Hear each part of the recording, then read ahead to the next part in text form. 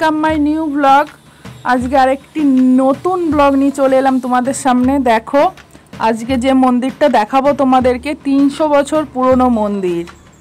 ভাবতে পারছো 300 বছর পুরনো মন্দির, অনেক পুরনো। এটা একটা রাজার বাড়ি ছিল।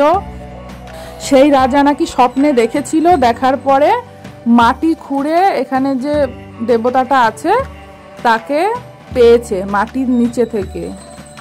তোমরা সাথে থাকো, পুরোটা দেখাবো তোমাদের। কেমন লাগে অবশ্যই জানিও, আশা করি ভালো লাগবে। আমাদের বাড়ি থেকে বেশি দূর না, বাড়ির থেকে একদম কাছে। আমার হাজবেন্ড ছেড়ে দিয়ে গেল আমাদেরকে, হেঁটেও আসা যায়। তাও সেই ঘোড়া দেখলে খোড়া হয় বলে না, ওই জন্য এই মন্দির অনেক দূর দূরান্ত থেকে দর্শন করতে আসে। যারা ট্রেনে আসবে, ট্রেন থেকে নেমে 5 মিনিট লাগে হাঁটা পথ। আর আমরা তো এখানেই থাকি, আমাদের বাজারেই এই মন্দিরটা। জ্যৈষ্ঠী মাসে পুরো 1 মাস ধরে এখানে মেলা হয়। এখন আর মেলায় যাওয়া হয় না, খুব মিস করি। এটা হচ্ছে মন্দিরের প্রবেশ গেট। দেখো ভেতরে ঢুকছি, ঢুকলেই বুঝতে পারবে কত পুরনো মন্দিরটা, অনেক পুরনো মন্দির। আর সামনে যে গাছটা দেখতে পাচ্ছ, এই গাছে কিছু একটা বলে, মানে তোমার একটা আশা আছে, সেই আশাটা বলে তুমি যদি ঢিল বাঁধো তাহলে সেই আশাটা পূর্ণ হয়। তো কিসের জন্য বাঁধবো? মেয়ের জন্য। কেন ঢিল বাঁধবো?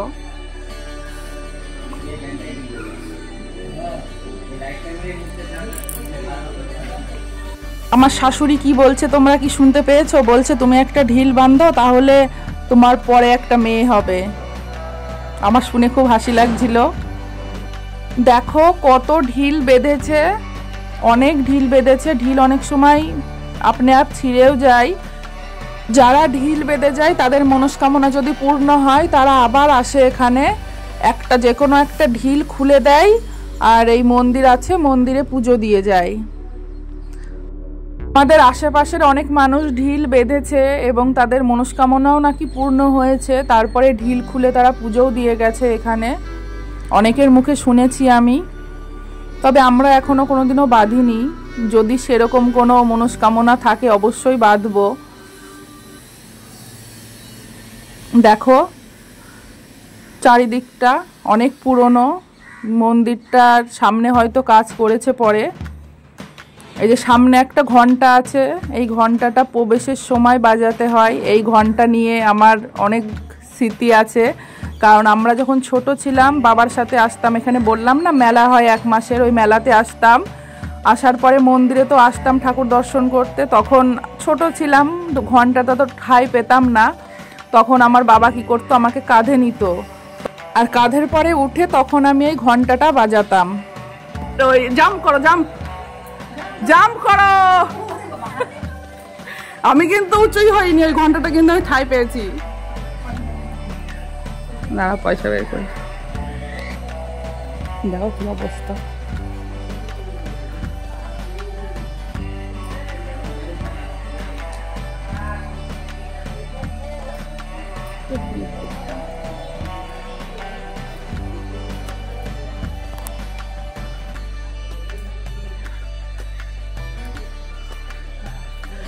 রাধাকৃষ্ণ, এই সেই রাধাকৃষ্ণ মূর্তি যেটা আর কি মাটির নিচে থেকে পেয়েছিল এখানকার রাজা। খুব জাগ্রত একটা মন্দির এটা। চারিদিকটা দেখো অনেক পুরনো, প্রচুর পুরনো। মন্দিরের গেট এখন বন্ধ আছে, খোলার টাইম আছে সন্ধেবেলা আর সকালবেলা খোলে। তাছাড়া গেট পুরো দিন বন্ধই থাকে।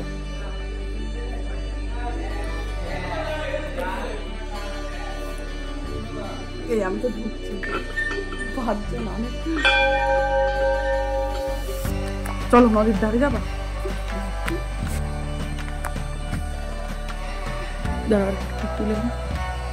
এই সেই বকুল গাছ। এই বকুল গাছটা কিন্তু প্রচুর পুরনো, অনেক পুরনো এই গাছটা। যখন বকুল ফুল ফোটে, চারিদিকটা ফুল পড়ে, তখন খুব সুন্দর লাগে। আর বকুল ফুলের তো খুব ভালো একটা সেন্ট, চারিদিকটা একদম গন্ধে ম ম করে, অসাধারণ লাগে।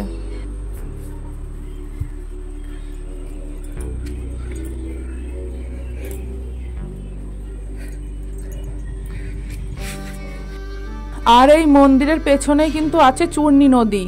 সাথে থাকো, দেখাচ্ছি। দেখেছো, এটা একটা রাজার বাড়ি ছিল, কত পুরনো হয়ে গেছে, চারিদিকে ভেঙে চুরে যাচ্ছে। অনেক পুরনো ছিল, রাজাদের কেউ হয়তো এখানে আর থাকে না। এই মন্দিরের পুরোহিত আর দু একজন থাকে মন্দিরটাকে দেখাশোনা করার জন্য।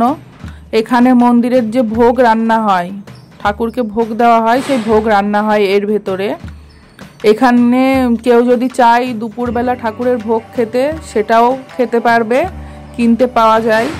আগে থেকে বলে যেতে হয় আর অর্ডার দিয়ে যেতে হয়। এই দেখো চূর্ণী নদী, এখানে ঠাকুর বিসর্জন হয়। আমাদের এই দিককার সব ঠাকুর এই চূর্ণী নদীতে বিসর্জন হয়।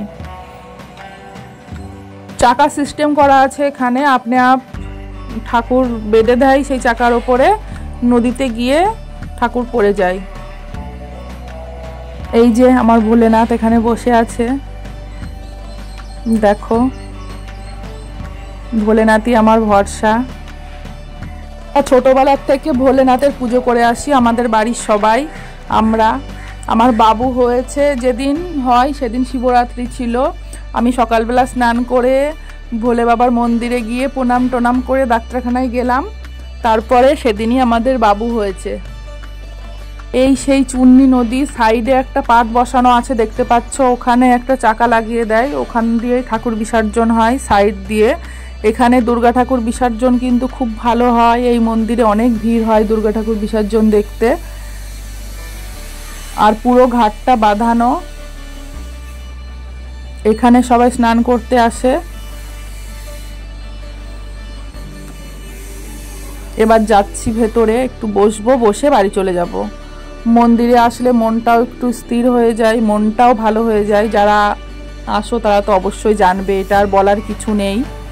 কত পুরনো ঘরদোর দেখো, সব মনে হয় বন্ধ পড়ে আছে, কেউ হয়তো থাকেও না। সামনের সিঁড়ি দিয়ে উঠে মনে হয় ওপরেও ঠাকুর আছে, ওপরে আর যায়নি। এই বকুল গাছের নিচেই অনেক মানুষ আসে, বসে থাকে, স্নান করে বসে থাকে। গরমের দিনে আরো বেশি মানুষ এখানে বসে থাকে, অনেক ঠান্ডা থাকে, প্রচুর মানুষ বসে থাকে। সন্ধেবেলা আসলে, সকালবেলা আসলে দেখা যায়। আমরা এসেছি একটু দুপুরের পরে, তো বেশি মানুষ নেই। সন্ধেবেলা সকালবেলা যখন মন্দির খোলার টাইম হয়, তখন বেশি মানুষ এখানে আসে পুজো দেখার জন্য। অনেকে আসে পুজো দেওয়ার জন্য। এই যে আমি এখানে বসে আছি, কি করব, একটু নিজেরই ভিডিও করে নিচ্ছি।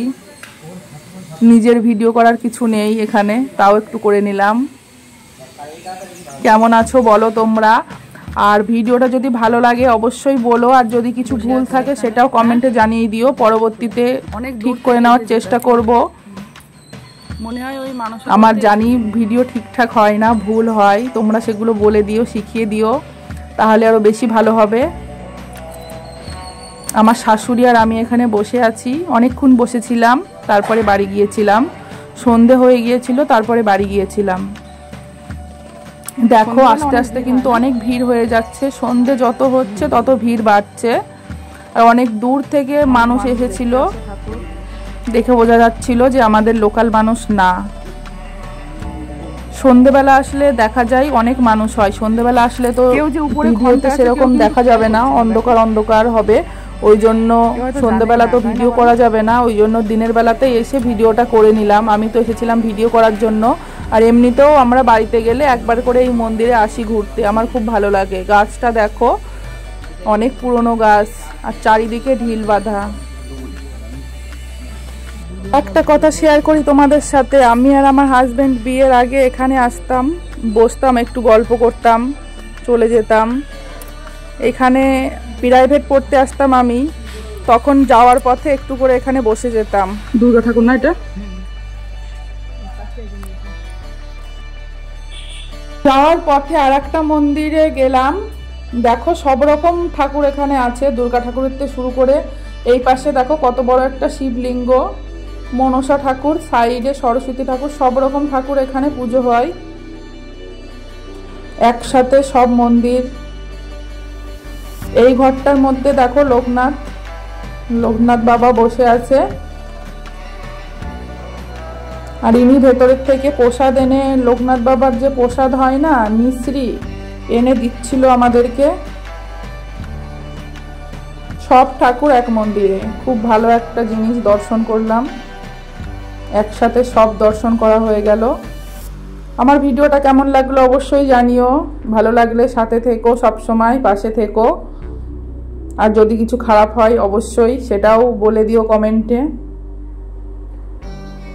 এই যে প্রসাদ দিচ্ছিলেন ইনি।